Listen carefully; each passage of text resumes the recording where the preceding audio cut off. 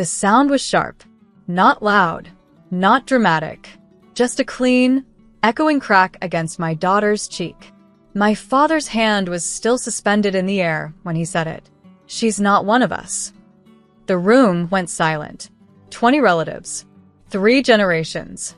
Crystal glasses midair. No one moved. Hi everyone, my name is Elise. My daughter stood frozen beside me, palm pressed to her face, confusion spreading faster than pain. She was 8. She had just asked why her last name was different from my husband's. That was it. That was the crime. She doesn't carry our blood. My dad continued calmly, as if that justified impact. My mother looked down at her plate. My sister pretended to adjust her bracelet. I felt something inside me go very still. Not explosive. Precise. I reached into my purse slowly and stopped the recording. Because I had already started it when he began his speech about legacy, 10 minutes earlier. He didn't know that. No one did. I knelt down, wiped my daughter's tears, and said gently, "Go sit in the car with Dad." She obeyed. The door shut behind her. Then I stood up and looked directly at my father. He was still waiting for someone to agree with him. They didn't, but they didn't disagree either. So I did something else. I didn't scream. I didn't lunge across the table. I picked up my phone and pressed play. The room filled with his voice from 10 minutes earlier. Clear, arrogant, uninterrupted. Blood matters. Legacy matters.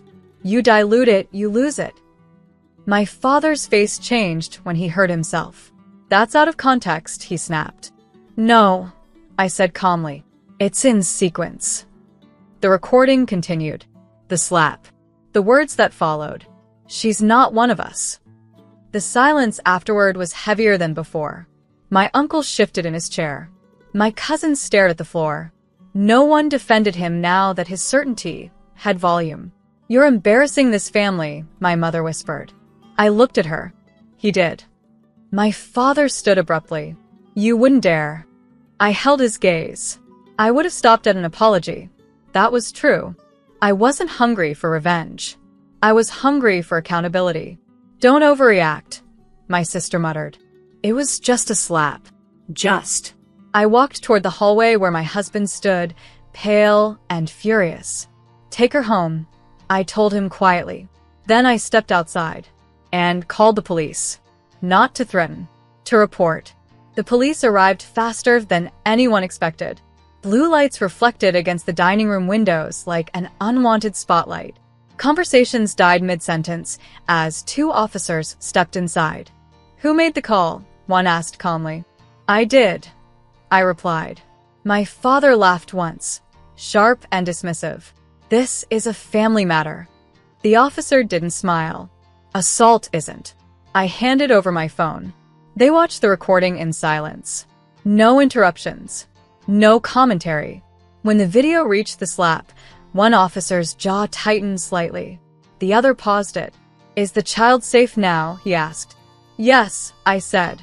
My father's voice rose. You're really doing this? Over discipline. The officer turned to him. Sir, place your hands behind your back. The room inhaled collectively. My mother stood up abruptly. There's no need for that. There is, the officer replied evenly. The handcuffs clicked louder than the slap had. My father looked at me like betrayal was a crime. You're destroying your own blood, he said. I met his eyes without blinking. You already tried to erase mine. They let him pass the same relatives who had stayed silent minutes earlier. No one stepped forward now. The door closed, and the house felt unfamiliar. Not because he was gone, because the illusion was. The silence after the police left wasn't stunned anymore. It was divided. My aunt approached first.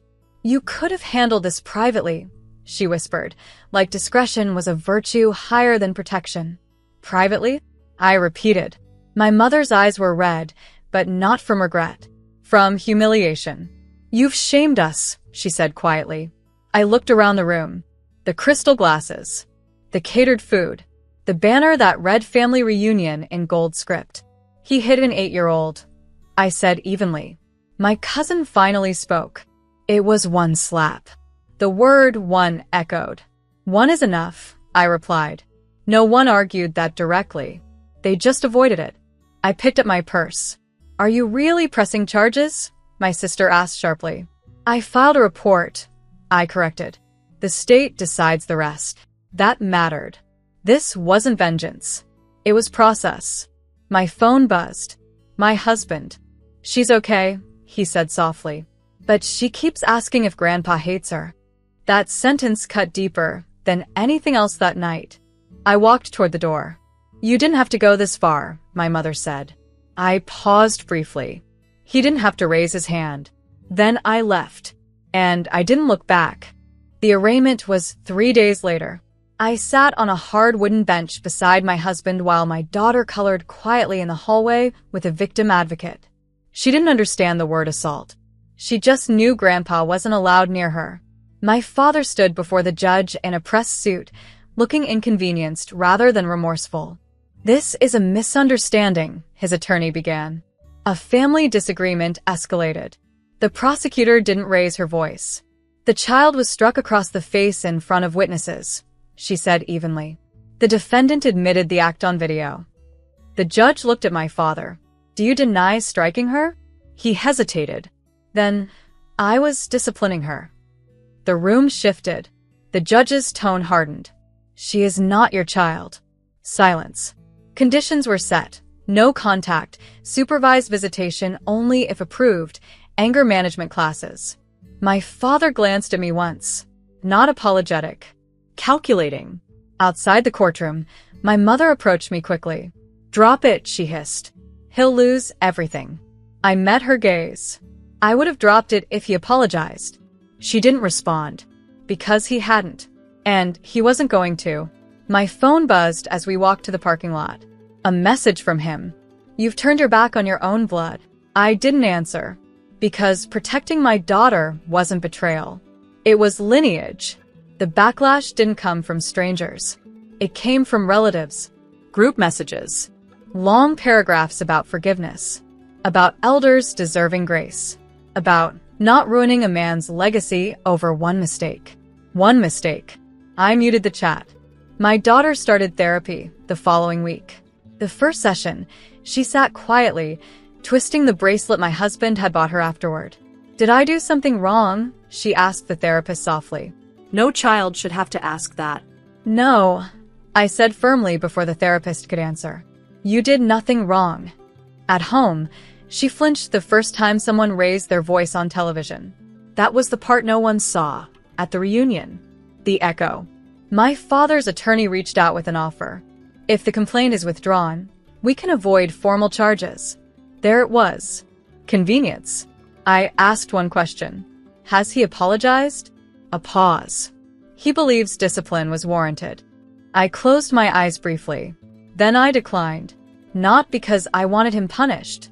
Because I wanted her protected. 2 weeks later, my father tried calling from an unknown number. I answered once. You've made your point, he said coldly. No, I replied. You did. And this time, there were consequences attached. The plea deal came quietly. No trial. No dramatic courtroom speeches. Assault charge reduced to misdemeanor battery. Mandatory anger management. Community service. A permanent restraining order protecting my daughter. My father signed it without looking at me. He walked past us afterward, flanked by his attorney, as if proximity alone was beneath him. My mother followed, eyes glossy, but still defiant. You've fractured this family, she said under her breath. I looked down at my daughter, who was holding my hand tighter than usual. No, I replied calmly. He did. The restraining order paperwork felt heavier than it should have. Not because it was surprising, because it was final. My phone buzzed later that evening. A message from a cousin. I didn't agree with him, it read. I just didn't know what to say. That sentence lingered. Silence is easier than confrontation. But silence sides with power. I didn't respond. Instead, I tucked my daughter into bed and sat beside her until she fell asleep. She didn't ask about Grandpa anymore. She asked if she was safe. Yes, I said softly. And this time I meant it. Because safety isn't about blood. It's about boundaries. 6 months later, the family reunion happened again. We weren't invited. This time, it didn't sting. Photos circulated online. Smiles carefully arranged. My father absent from most of them. No one mentioned why. I didn't comment. My daughter had started laughing easily again. She joined a soccer team. She stopped checking doors twice before bed. That mattered more than any apology. One afternoon, a letter arrived in the mail. No return address. Inside was a short note in my father's handwriting. I did what I thought was right. No remorse. No acknowledgement. Just justification. I folded it once and placed it back in the envelope. Then I threw it away, because closure doesn't require agreement. It requires acceptance. That night, my daughter asked if she could invite her friends over for a family dinner. I smiled. Of course, I said. As I set the table, I realized something simple. Family isn't defined by who shares your bloodline. It's defined by who protects the smallest person in the room. And when the room went silent that night, I didn't.